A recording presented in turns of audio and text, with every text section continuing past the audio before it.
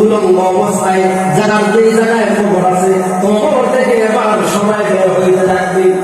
আপনার বাবাকে যেই জায়গায় কবর দিয়েছিলেন আল্লাহ রাব্বুল আলামিন বলেন মিনহা খলাকনাকুম ওয়া ফিহা নুঈদুকুম ওয়া মিনহা নুখরিজুকুম তারাতান উখরা। আল্লাহ যে মাটিকে তোমার বানাইছে, যেই জায়গায় তোমার শোয়াই দিছে, ওই জায়গা থেকে এবার সব উঠতে থাকবে।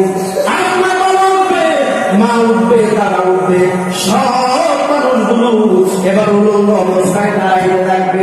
আম্মা জান হযরত খাদিজাতুল কুবরা এই কথা শোনার পরে ইয়া রাসূলুল্লাহ, সব মানুষ যে উলঙ্গ অবস্থায় উঠবে আমি উঠবো নাকি? আমি তো আপনার বিবি। আল্লাহ রাসূল বলেন আরে খাদিজা শুনো, এই দিন কে নবীর বিবি, কে সাহাবীর বিবি, এইগুলো চলবে না। ওই দিন সবাই উলঙ্গ অবস্থায় দাঁড়াইতে হবে। আম্মা জান খাদিজা বললেন ইয়া রাসূলুল্লাহ, আমি তো আপনার বিবি, আমি যদি উলঙ্গ অবস্থায় দাঁড়াই তাহলে আপনার লজ্জা হবে না? আমার তো লজ্জা লাগবে, আপনার মান সম্মান কমবে। আল্লাহর পয়গম্বর বলেন খাদিজা, এই এমন অবস্থা হবে ওই দিন একজন আরেকজনের দিকে তাকাইবে, এই সুযোগ নাই। এরপরে সব মানুষ উলঙ্গ অবস্থায় দাঁড়াইবে, মা উলঙ্গ, বাবা উলঙ্গ, সন্তান উলঙ্গ, দুনিয়ার দাবি দেওয়া ওই দিন চলবে না। ওই দিন উলঙ্গ অবস্থায় দাঁড়ায় রাখতে হবে। এজন্য আল্লাহ বলেন তোমার টাকা আছে, এজন্য তুমি দুনিয়ার জমিনে বাহাদুরি করো না। না, এই দুনিয়ার জমিনে তুমি বাহাদুরি করো, একদিন তোমার মাথা আনত হবে।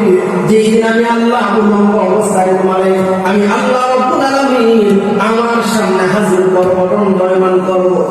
ওই দিন সব মানুষ উলঙ্গ অবস্থায় দাঁড়ায় রাখবে। আল্লাহর পয়গম্বর বলেন ওই মানুষগুলোকে দাঁড়াবে, তার অবস্থাটা কেমন হবে? আল্লাহর পয়গম্বর বলেন ওই দিন মানুষের অবস্থাটা কেমন হবে? আল্লাহর পয়গম্বর বলেন যে যেই পরিমাণে গুনাহ করছে ওই পরিমাণে গামের মধ্যে সাঁতরাইতে রাখবে।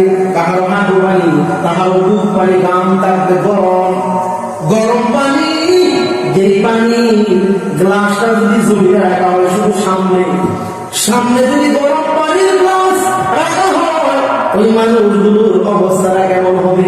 গরম পানির এই গ্লাসটা জমিয়ে রাখবে, এরা তাপের কারণে জিহ্বাটা লম্বা হয়ে জমিয়ে হয়ে কত কঠিন অবস্থা ওই দিন হবে।